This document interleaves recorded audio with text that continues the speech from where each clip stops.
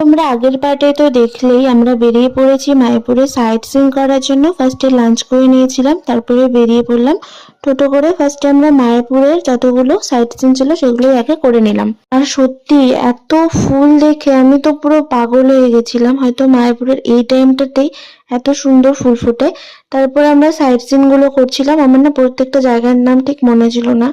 আর এখানে সবাই বলছিল যে এখানে পাথরগুলোতে নাকি একটা করে মালা পরালে মনস্কামনা পূর্ণ হয়।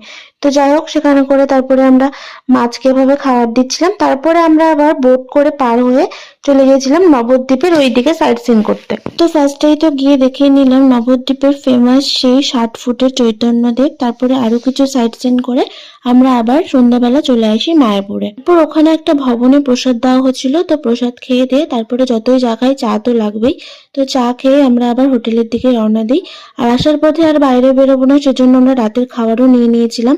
তারপরে হোটেলে এসে ভুট্টা খেয়েছিলাম, বাবা ভুট্টা এনেছিল। আর রাতে খেয়েছিলাম রুমালি রুটি আর তড়কা। ব্যাস, গুড নাইট।